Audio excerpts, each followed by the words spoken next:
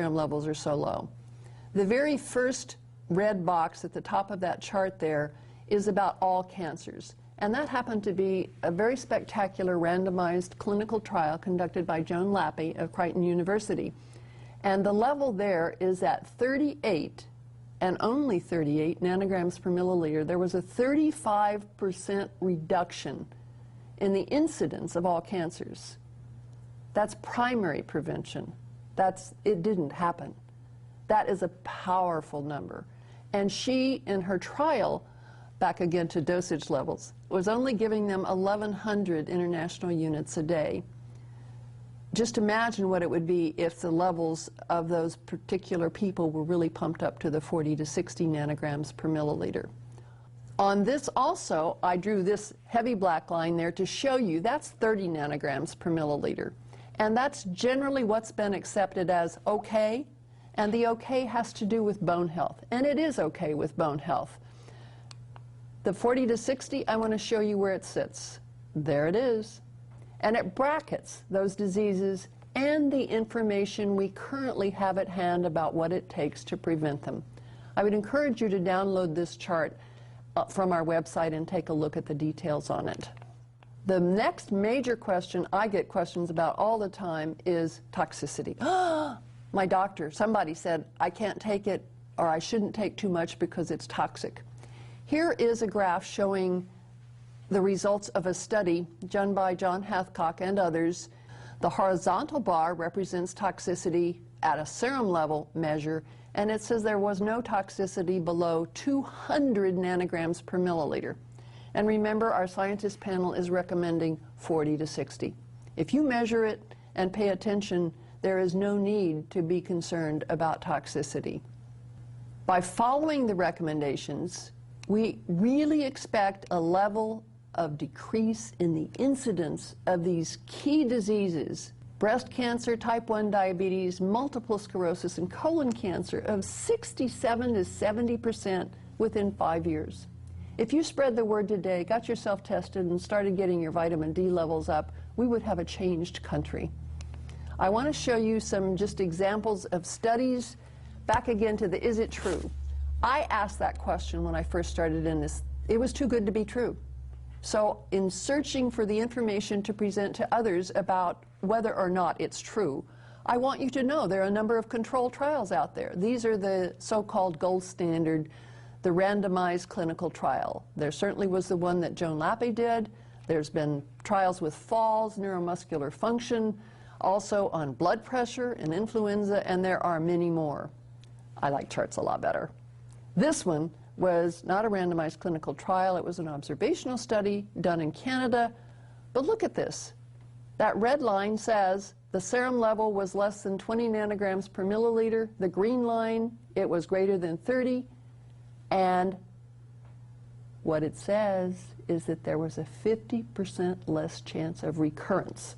Now, anybody who's ever had cancer knows that one of the biggest fears you've got is having it come back.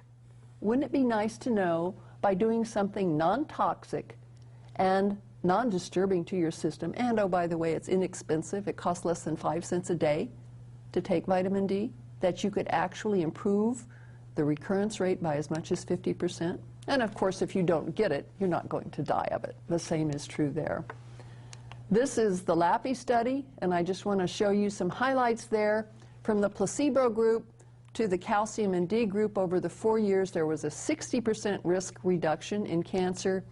And if we take out the first year, and the first year was when there were a few people who had cancer, very likely incipient things that just didn't get caught, when those were taken out, there was a 77% risk reduction shown over the course of the study.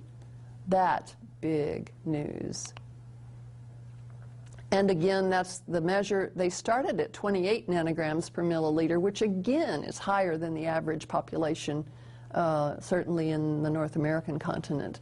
And they only got them up to 38 nanograms per milliliter, which is pretty good. Here I want to show you some other charts. Mostly have been Dr. Garland's work and things that he has done with others. But back again to the is it true? And we're not going to go over the details. I just want you to look at the pattern. It says there's an 80% risk reduction in the incidence in breast cancer on this one. On this one, based on a different serum level, there was a 50% lower risk with 48 nanograms per milliliter. Another one, a 50% reduction. Another one, 50% at 52 nanograms per milliliter. It doesn't take much to see that each and every one of these goes down with a higher vitamin D level. Here is a meta-analysis of all of those and others as well, showing exactly the same trend. And it is very, very clear that we have an issue with breast cancer that is directly related to vitamin D. Other diseases I want to hit lightly: type 1 diabetes. Type 1 diabetes is a disease that almost shouldn't exist. Note on this chart that we see 80% reduction in the incidence of type 1 diabetes by only 2,000 international units a day. It is such a shame for it to exist. In Finland, it actually has increased because they decreased their dosage from 5,000 IU down to 400 IU, and their type 1 diabetes incidence quadrupled. We need to prevent that. Falling.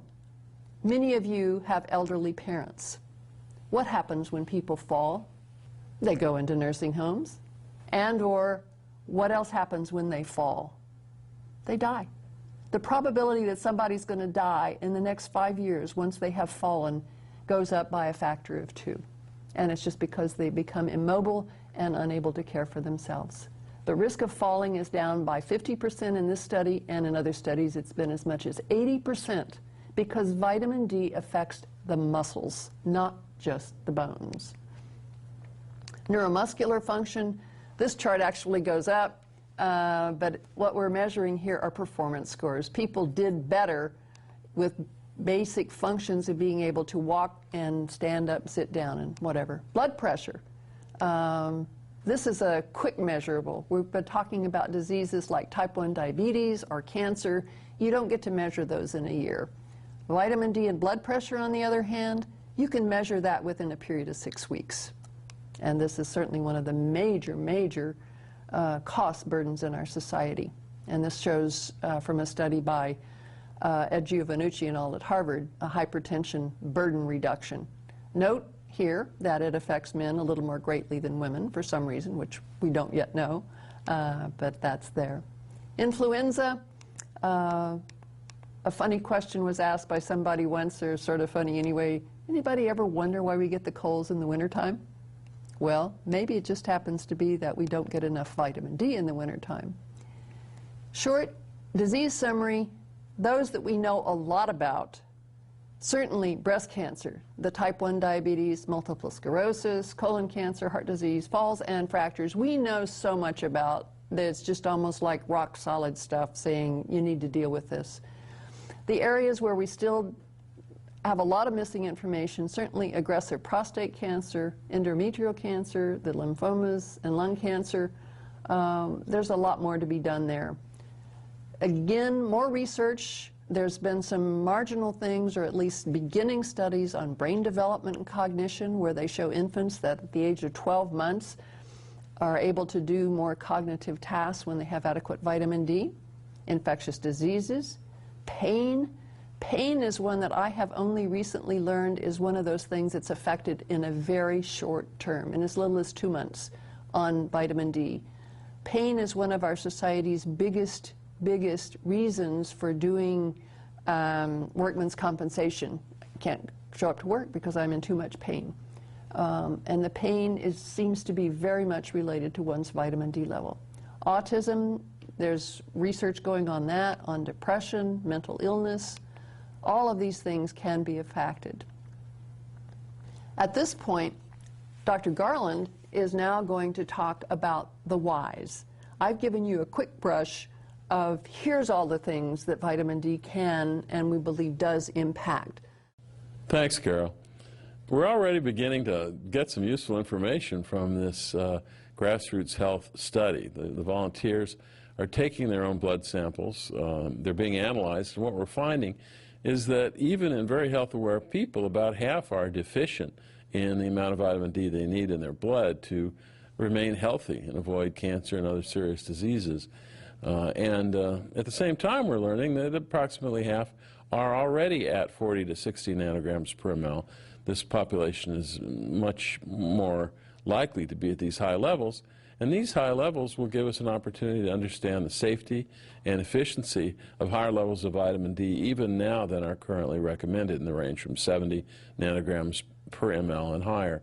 So it's a whole new opportunity that can be done without a randomized controlled trial that may come later. But for the moment, this is an observational study that is going to be probably the most powerful tool we have for understanding the effects of self-selected higher levels of serum 25-hydroxyvitamin D. Most of these people are probably getting these high levels from spending 5 to 10 minutes a day in the sun. A few of them may be doing it by supplementation. It's very difficult to do this from diet. As you might imagine, we get a lot of questions about vitamin D and its ability to prevent disease. And one of the most common ones is, how much vitamin D should I take?